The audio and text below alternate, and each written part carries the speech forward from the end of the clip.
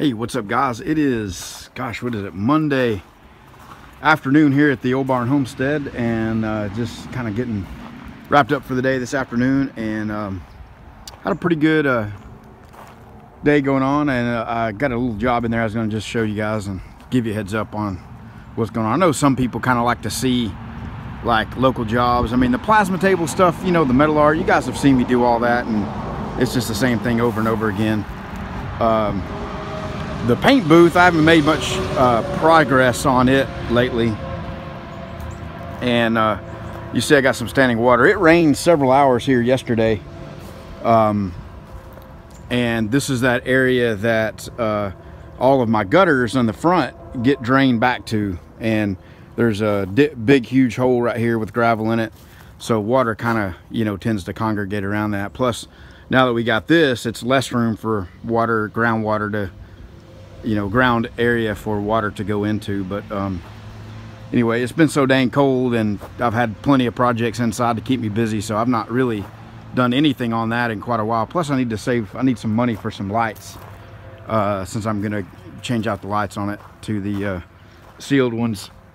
But I haven't had any paint jobs come in either. It's been more fabrication and some plasma jobs that are ones that you don't cut, or ones that I don't have to paint. So I haven't had to paint anything in a couple weeks now, which is kind of a good thing. Got a few different jobs on there, but the one I was gonna I cut some stainless. This is my first time cutting stainless, and I ended up cutting a couple of little parts out of this flat bar here, and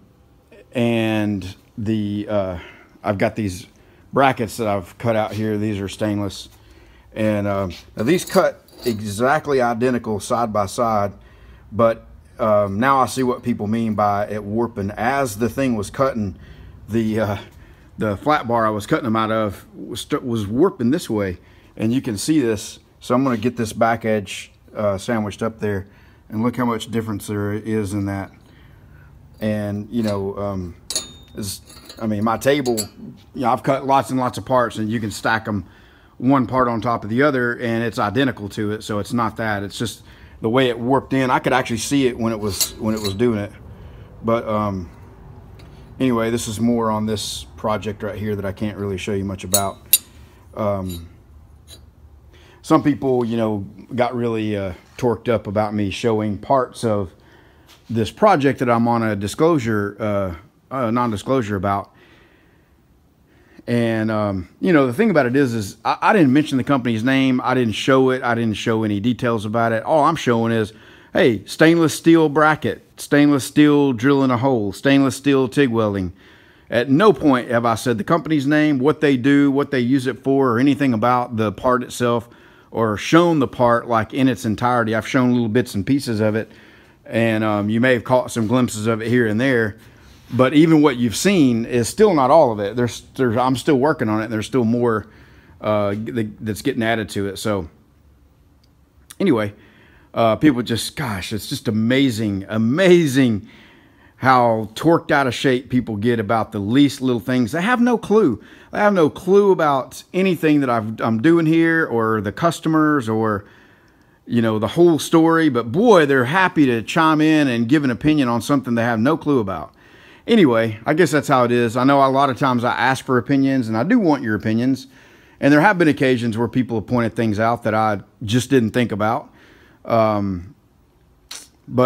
you know, and I know you're probably sitting there watching this, Gary, you're always complaining about stuff. No, I'm really not. And I'm not really complaining about that either. I'm just, you know, I'm just calling it out. But anyway, so what I got here is a diesel tank. This was on the back of a some really custom bed conversion on I believe it was on a one of those Duramax diesels. And where they're taking the factory bed off and put this big, you know, special purpose aluminum bed on it.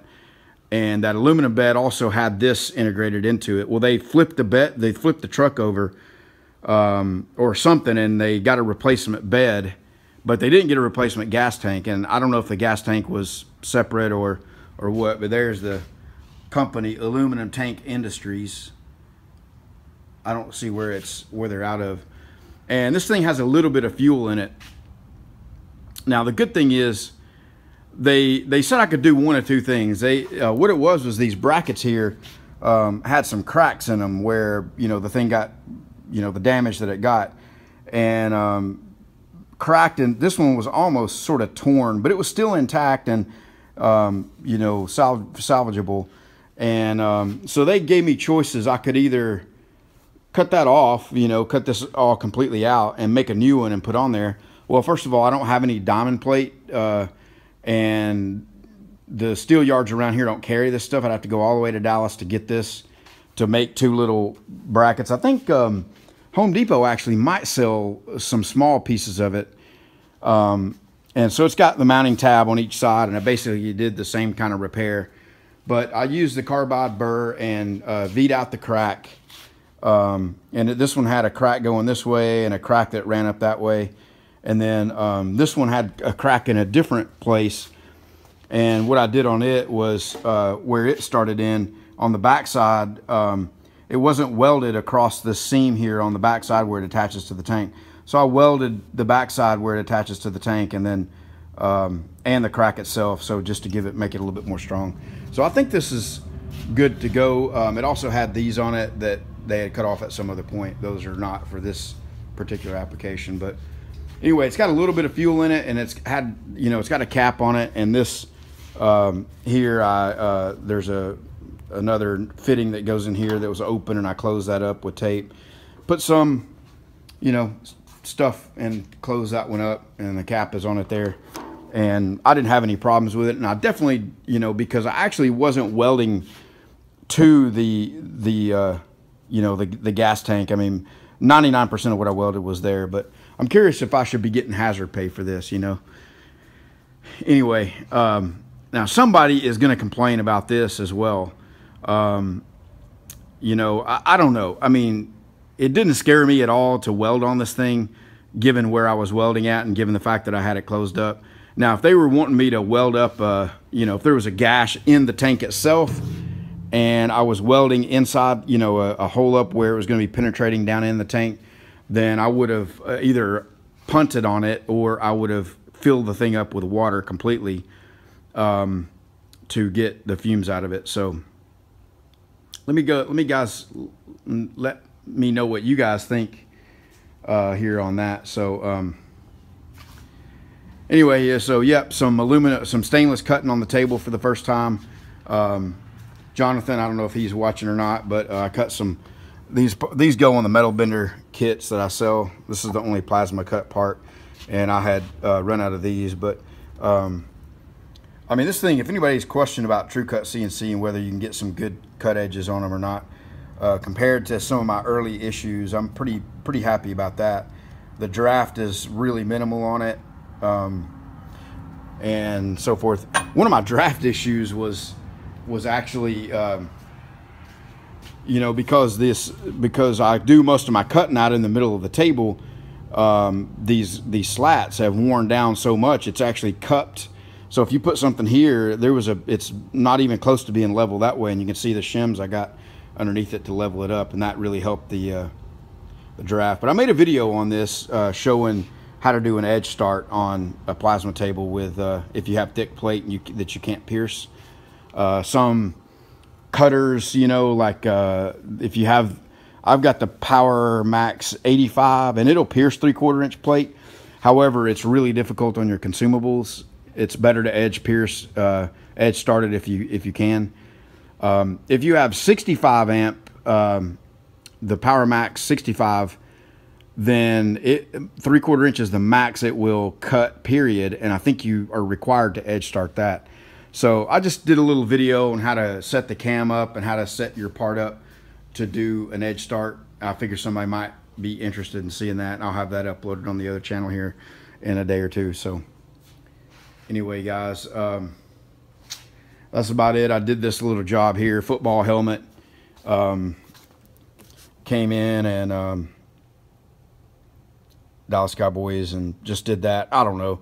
This customer didn't really know what they wanted, and I'd never done a football helmet before, but that's what I ended up doing. And he said something about wanting to get the Cowboys logo sort of around in here, but the real cowboy helmet doesn't have that. So I just gave him this. I have these cut out for those stars, and I shipped another one out to Tommy Shoe along with some Paint Pimp logos that cut out really nice out of that stainless. They came out of that section right there, so he should get those later this week. All right, guys, that's about it. I'm just showing you what I'm working on here and the gas tank, and I'd be curious what kind of hate I'm going to get and how many people are going to be mad about that. Oh, that water? What water? What do you mean?